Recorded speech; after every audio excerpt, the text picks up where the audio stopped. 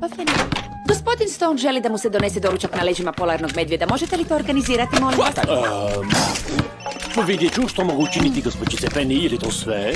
Da, noćni let bi bio poželjni. Rokijev krokodil zubonja mrzi letjeti tijekom dana. Penny, pronašao sam savršen način za promociju njegovog albuma. Gostovat će u reality show na televiziji. Stvarno mislim da se Roki neće složiti. Ne, nisam rekla vama. Potvrdite taj let. Puno hvala, javit ću vam se. Bob, stani. Penny, jesi li se sjetila naručiti makarone za zubonju? Naravno, upravo to rješavam, Roki.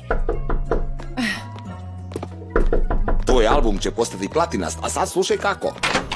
Oprostite, gospođice Penny, ali ne možete dopustiti krokodilu da sam tumara po hotelu. Oprostite, gospodine Bourgeois.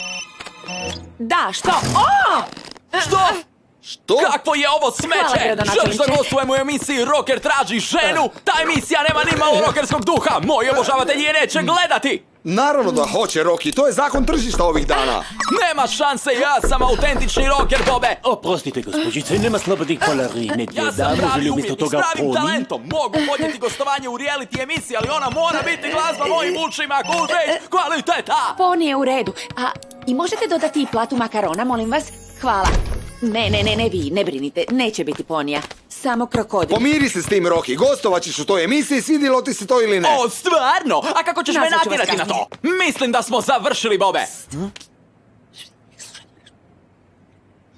Naravno! To je prava rokerska ideja! Penny, ti si najbolja, što bih ja bez tebe?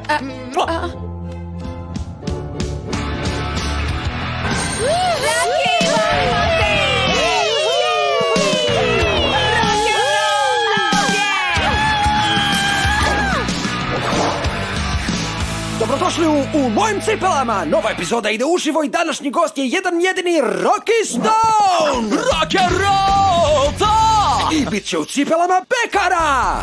Yo, I rockeri! veliko hvala tomu Dupainu što nas je ugostio u svojoj pekari, najboljoj u Parizu, dodao bih. Bog! Oprostite, želite li topli croissant? Nisam sigurna da je pustiti ih da snimaju ovdje bila dobra ideja, Dušo. Ma naravno da je, mama. Rocky je izričito tražio ovu lokaciju. Shvaćaš li koliko će to biti dobro za pekaru? A tata će steći instant popularnost. Pa, za poznatu ličnost izgleda nervozno.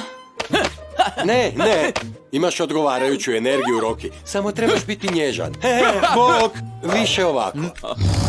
Miri se, zubonjo.